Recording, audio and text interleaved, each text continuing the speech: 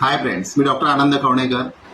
आज मी तुम्हाला मणक्याचे विकार आणि त्यावरील उपाय याबद्दल सविस्तर माहिती देणार आहे. चर्चा करणार आहोत सर्वसामान्यपणे सर्वांना भेडसावणारा महत्त्वाचा प्रश्न म्हणजे कंबरदुखी. पूर्वी वयाच्या 40 नंतर कंबरदुखीचा सर्वांना त्रास व्हायचा थोडाफार प्रमाणामध्ये, पण आता बदलत्या लाईफस्टाईलमुळे, बदलत्या जीवनशैलीप्रमाणे वयाच्या 25-30 मध्ये तरुण सुद्धा आज कमरेचे प्रॉब्लेम माझ्याकडे घेऊन येत आहेत.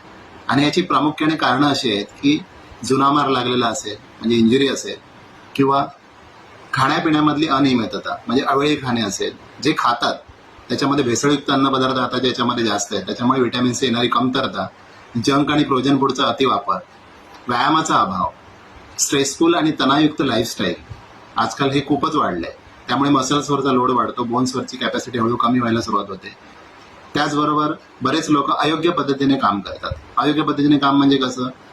झटकन एखादी वस्तू उचलणे, मसल्सचा अंदाज न घेता, त्यामुळे सुद्धा बऱ्याच वेळेला तुमचे लिगामेंट्स टिअर्स किंवा मसल्स इंजुरी वगैरे तुमचे होऊ शकतात आणि कमरेचा त्रास तुम्हाला कंटिन्युअसली चालू होऊ शकतो. त्याच्याबरोबर ऑस्टिओपोरोसिस म्हणून एक आजार आहे, त्याच्यामध्ये तुमची कॅल्शियम आणि व्हिटॅमिन डी ची मात्रा बऱ्याच प्रमाणात कमी होते. आणि तर कंबरदुखीला मेडिकल टर्मनुसार बरेच नावं आहेत. त्याच्यामध्ये प्रामुख्याने आढळणारं म्हणजे लंबर कनल स्टेनोसिस, लंबर स्पॉन्डिलायसिस, लंबर स्पॉन्डिलोसिस, सायाटिकाचे पेशंट सुद्धा आजकाल भरपूर वाढले. त्याच्यामध्ये कमरेमधून जी खाली जाते पोस्टेरियर साईडने, लेग मधून जी थाईज मधून जी नऊ जाते त्याला सायाटिका म्हणतात. तर त्याच्यावर कुठेतरी तुमच्या कमरेमध्ये गॅप असल्यामुळे तिथून त्या ह्याच्यावर प्रेशर येतो आणि त्यामुळे तुमचा पाय बधीर होतो. आता पायाला मुंग्या येतात, पाय सुन्न पडल्यासारखा होतो आणि त्यानं भयंकर प्रमाणाच्या असह्य अशा वेदना येतात. म्हणजे आता हे सर्व याच्यावर टॅकल करण्यासाठी आपण डॉक्टर्सकडे जातो. मग डॉक्टर्स काय करतात? पेन किलर देतात, त्याला आम्ही non steroid anti inflammatory drugs बोलतो, NSAID, आणि त्याच्याबरोबर ते मल्टीव्हिटॅमिन्स, व्हिटॅमिन D3, कॅल्शियमच्या गोळ्या देतात आणि सोबत तुम्हाला एवढ्या सगळ्या गोळ्यांचा त्रास होणं म्हणून ऍसिडिटीच्या गोळ्या सुद्धा देतात आणि हा सगळा बडीमार करतात.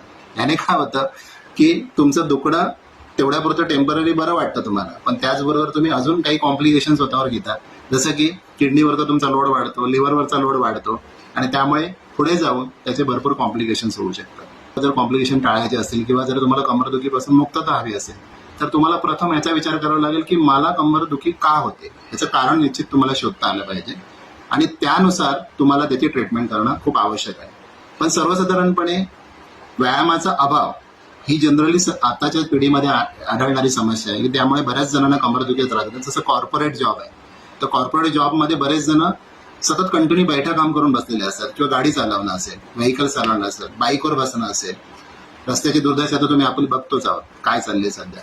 आणि त्यामुळे हे सगळे आजार अजून जास्त प्रमाणात वाढत आहेत आणि ते जसं पूर्वीच्या काळी 40-50 नंतर व्हायचे ते आता 20, 25, 30 मध्येच चालू झाले. तर ह्या सर्वांवर काय काय उपाय करायचे आपण पुढच्या व्हिडिओमध्ये बघू. धन्यवाद.